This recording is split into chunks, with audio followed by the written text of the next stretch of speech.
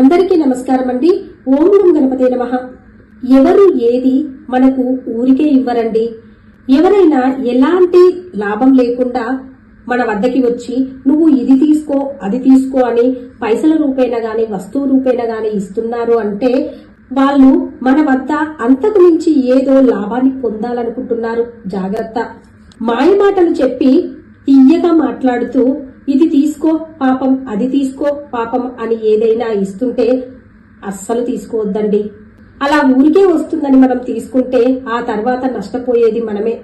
అలాంటి తరహాకు చెందిన ఒక కథను ఇప్పుడు చెప్పుకుందాం ఫ్రెండ్స్.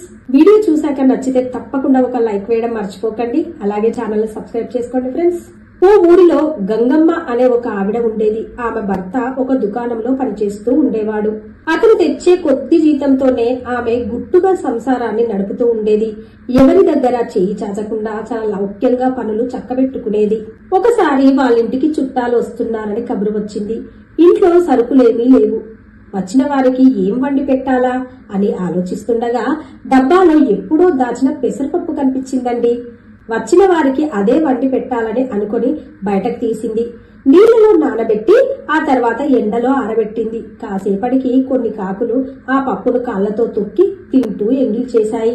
గంగమ్మ పరిగెత్తుకుంటూ వచ్చి వాటిని తరిమింది. కాకులు ఎంగిలి చేసిన పప్పుతో అతిథులకు వంట వండి పెట్టడం ఆమెకు మనస్సు అంగీకరించలేదు. కానీ ఏదైనా కొందామంటే చేతిలో డబ్బు లేదు.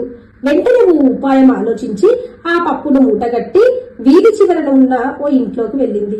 ఆ ఇంటి ఇల్లాలు చాలా అమాయకురాలని ఆ చుట్టుపక్కల వారందరూ అనుకుంటూ ఉంటారు.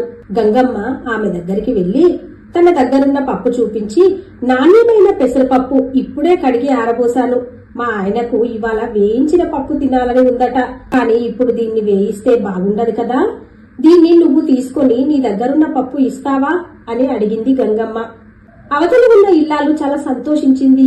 అయ్యో, ఈ గంగమ్మ ఎంత పిచ్చిది, కడిగి ఆరబెట్టిన పప్పు ఇచ్చి దుమ్ముతో ఉండే పప్పు అడుగుతుంది అని అనుకుని ఆ పప్పు తీసుకుని తన దగ్గరున్న పప్పును గంగమ్మకు ఇచ్చి పంపింది. ఇదంతా ఇంట్లో నుంచి వాళ్ళ ఆయన గమనిస్తూ ఉన్నాడు. భార్యను పిలిచి, ఇచ్చినానా, శుభ్రమైన పప్పును మనకి ఇచ్చి మన దగ్గరున్న పప్పు అడగడానికి గంగమ్మ అంత తెలివి తక్కువ మనిషేం కాదు. ఎవరు ఏది మనకు ఊరికే ఇవ్వరు. ఈ పప్పులో ఏదో దోషం ఉండి ఉంటుంది, దాన్ని పారై అని చెప్పాడు. ఆయన భార్య అయ్యో అనుకుంటూ ఆ పెసరపప్పును పారేసింది. అందుకే ఎవరు ఏది మనకు ఊరికే ఇవ్వరని గుర్తించాలండి. అలా ఇస్తే అందులో ఏదో మర్మం ఉంటుంది, దాన్ని తప్పక గుర్తించాలి.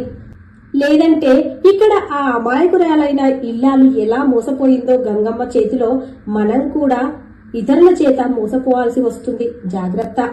ఓకే ఫ్రెండ్స్, మీకు కనుక ఈ కథ నచ్చితే ఒక లైక్ వేయండి, షేర్ చేయండి, ఛానల్ని తప్పకుండా సబ్స్క్రైబ్ చేసుకోండి.